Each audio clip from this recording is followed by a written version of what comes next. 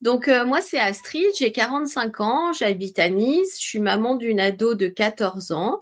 Et il y a 2 ans, un peu plus de 2 ans, en octobre 2020, donc j'avais alors 42 ans, on m'a diagnostiqué un cancer du sein hormonodépendant. Donc en fait, l'hormonothérapie, on en a parlé dès le début du cancer. Dès en fait l'annonce de mon cancer, quand j'ai rencontré l'infirmière d'annonce, elle m'a expliqué qu'il y avait la case chimiothérapie qui allait être facultative en fonction des résultats de l'opération du ganglion sentinelle, suivi de la radiothérapie et puis de l'hormonothérapie. Alors l'hormonothérapie, j'en avais aussi entendu parler parce qu'autour de moi, j'avais des femmes qui avaient eu un cancer du sein, qui avaient nécessité opération, radiothérapie et hormonothérapie. Mais c'était presque un sujet tabou. En fait, j'ai l'impression que personne n'en parlait vraiment de l'hormonothérapie. Donc, j'ai découvert à l'annonce de mon traitement que j'aurais droit à de l'hormonothérapie entre 5 et 10 ans. Selon le type de cancer que j'avais, selon la réponse du cancer aux différents traitements. Et on m'en a parlé tout du long. À chaque fois que je voyais l'oncologue, en fait, elle me fixait les échéances, elle remettait le calendrier sur la table, elle me disait donc on en est là. Donc c'est quelque chose qui revenait fréquemment. Alors forcément, j'ai commencé à lire sur l'hormonothérapie et ce que j'en ai lu m'a fait un petit peu peur en me disant que j'allais encore continuer à souffrir après les douleurs de la chimiothérapie. Mais j'ai choisi de mettre un petit peu ça de côté et de me dire, bon, pour le moment, tu fais ta chimiothérapie. Ensuite, tu récupères, tu enchaîneras avec la radiothérapie et puis tu verras bien après au moment de prendre l'hormonothérapie. Donc, ça fait 1 an et demi que je suis sous hormonothérapie, donc à raison d'un cachet tous les matins, que j'ai consciencieusement pris en permanence sans jamais l'arrêter. Les effets sont manifestés très très rapidement et malheureusement, tous les effets qu'on peut lire sur Internet étaient là pour moi au début.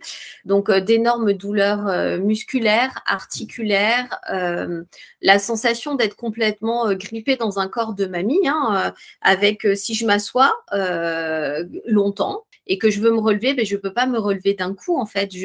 C'est comme si je me dépliais au ralenti, il faut prendre le temps de se déplier en fait en permanence. Et puis des bouffées de chaleur absolument atroces. Les 6 premiers mois qui ont été terribles. Avec l'impression de me transformer en un volcan ou un train qui crache de la fumée et du feu, un dragon en fait. Je brûlais littéralement de l'intérieur mais sans transpirer.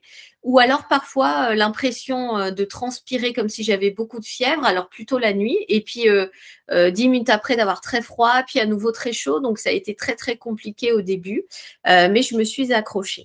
J'ai eu la chance d'être assez entourée, notamment grâce à Maï Charlotte. Hein. J'avais beaucoup discuté avec Charlotte pendant mes traitements lourds, hein, chimiothérapie, radiothérapie, et on avait anticipé l'hormonothérapie ensemble avant. J'en ai aussi beaucoup parlé avec l'oncologue qui m'a vraiment accompagnée. Donc alors, j'ai eu recours aussi aux soins de support avec de la réflexologie, mais j'ai surtout pris à bras le corps les bouffées de chaleur. Alors, j'ai essayé de faire un maximum de mon côté pour les soulager, c'est-à-dire déjà beaucoup moins me couvrir, apprendre à m'habiller en couches superposées, de façon à ce que si j'ai chaud, je puisse rapidement enlever une couche pour avoir un petit peu moins chaud hein, quand je suis, par exemple, dehors, au travail, etc. Donc, je me couvre beaucoup moins qu'avant. Moi qui étais une grande frileuse, tout le monde me regarde en me disant « Mais tu n'as pas froid comme ça ?» Et je suis régulièrement en t-shirt très léger, avec des manches très fines, même en plein hiver. Donc ça permet de faire des économies de chauffage, c'est le point positif. J'ai aussi pris un traitement à base de plantes qui m'a été conseillé par l'oncologue, qui ne contient aucune hormone, puisque je n'y ai pas droit. Donc ce traitement, c'est du Cérélis.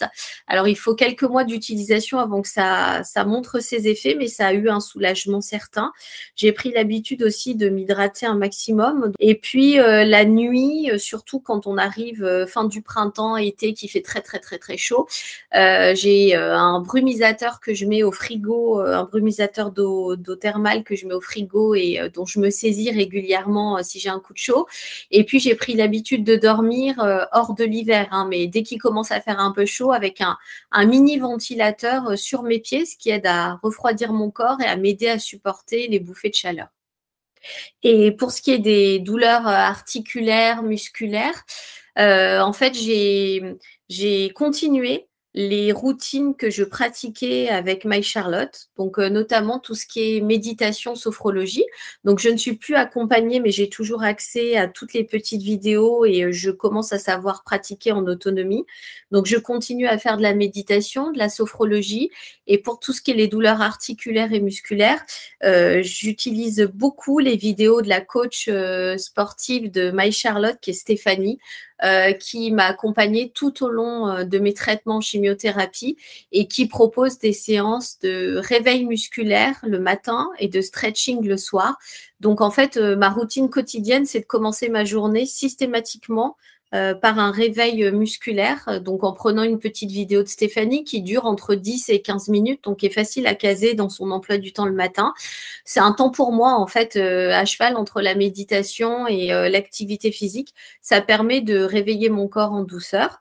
Parallèlement, je continue à aller chez une kiné du réseau des kinés du sein qui continue à masser mon épaule du côté où j'ai été opérée parce que les douleurs musculaires sont encore très présentes de ce côté-là.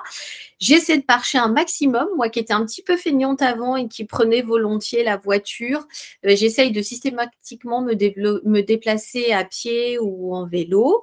Et puis, chaque été, depuis la fin de la chimiothérapie, enfin ça fait 2 fois que je l'ai fait, mais je vais continuer cette année, je pars en cure thermale. Donc une cure que j'ai choisie qui fait double orientation, qui fait dermatologie, rhumatologie. Donc la première année, c'était juste après ma chimiothérapie, ma radiothérapie. Donc ça m'a permis de cicatriser ma peau, mais réellement, surtout du côté, donc la peau qui était très sèche de par la chimio, hein, qui pelait littéralement, et puis la peau du sein qui avait été irradiée, qui était devenue noire, quasiment un énorme coup de soleil. Sans avoir trop de douleur, mais qui était bien abîmée, bien foncée. Au sortir de cette cure, je suis sortie déjà avec la peau qui était réhydratée de l'intérieur. Donc ça, c'était un vrai soulagement. Et puis mon sein qui était redevenu quasiment blanc, comme le reste de mon corps. Et puis la rhumatologie à base de cataplasme, de boue et de différents bains qui ont soulagé les douleurs que j'avais. Alors, je ne dis pas qu'elles ont disparu, ça les a soulagées. Et donc, l'été dernier, j'ai reconduit cette cure en me disant que de toute façon, je n'avais rien à perdre. Donc, cette fois-ci, j'ai mis la rhumatologie en premier et la dermatologie en seconde option parce que la priorité pour moi, c'est les douleurs musculaires et articulaires que j'ai. Voilà tout ce que j'essaie de mettre en place un petit peu au quotidien pour me soulager et vivre mieux cette hormonothérapie. Je pourrais juste préciser qu'au départ, ça a été très, très, très compliqué. J'avais vraiment très, très mal et j'en pleurais en me disant mais je vais jamais m'en sortir. Et puis, je me suis intéressée aux témoignages un peu plus positifs qu'il y avait sur Internet de femmes qui racontaient que au bout d'un moment, ça finit quand même par s'estomper, on va mieux. Donc là, j'en suis à 1 an et demi, ça va mieux. Voilà, je vis avec. Je me rends compte que ma vie ne sera jamais plus comme elle l'était avant le cancer. Donc ça, il faut l'accepter en fait, parce que mon corps n'est plus le même. Il n'y a que 2 ans et demi qui se sont passés, mais j'étais en pleine santé avant d'avoir un cancer. J'avais des bobos comme tout le monde, mais je me plaignais en disant je suis fatiguée, je me suis fait mal au bras, etc. Maintenant, je sais ce que c'est que de vivre dans un corps malade avec des douleurs au quotidien. Mais j'ai apprivoisé mes douleurs et je crois que tout ce que je mets en place, en fait, finit par porter ses fruits. Donc, je ne peux pas dire que j'ai plus d'effet, mais j'arrive à vivre une vie aussi normale que possible. Et puis, je m'adapte. Il y a des jours, je suis très fatiguée parce que j'ai pas parlé de la fatigue aussi, mais j'ai perdu le sommeil. Moi qui dormais comme un bébé, qui était capable de dormir 10 heures d'affilée sans aucun souci, je ne connais plus ce sommeil réparateur. J'ai des nuits très fractionnées, et un peu comme les mamies en fait. Et l'oncologue m'a dit que ça, c'était clairement lié à l'hormonothérapie. Donc, j'essaye de trouver des techniques de relaxation, d'écouter notamment des séances de My Charlotte qui aident à se rendormir, à s'apaiser, à ne pas s'énerver. Donc voilà, vivre avec cette fatigue, ça implique aussi parfois d'accepter de rester tranquille sur son canapé. Là, ce week-end, par exemple, j'ai passé 2 jours tranquille à la maison à bouquiner sous un plaid. Avant, je me serais dit, oh là là, j'aurais culpabilisé en me disant, oh, t'es pas sortie, t'es pas allée marcher au bord de la mer, tu n'as pas pris l'air. Non, maintenant, je me dis, je fais ce dont j'ai envie, ce qui me fait du bien. Et là, j'avais besoin de me reposer tranquillement à la maison, je l'ai fait. Voilà, donc je crois que en s'écoutant, en essayant de de prendre soin de soi du mieux qu'on peut, ben, petit à petit, tout s'estompe. Voilà, tout n'est pas réglé, mais c'est largement plus supportable qu'au début. Donc, c'est un petit peu un message d'espoir que je passe, c'est que tout finit quand même par passer et par rentrer dans l'ordre, mais aller de mieux en mieux. Tous les matins, quand j'avale mon cachet, au début, je me suis un peu forcée à me dire que c'était pour mon bien.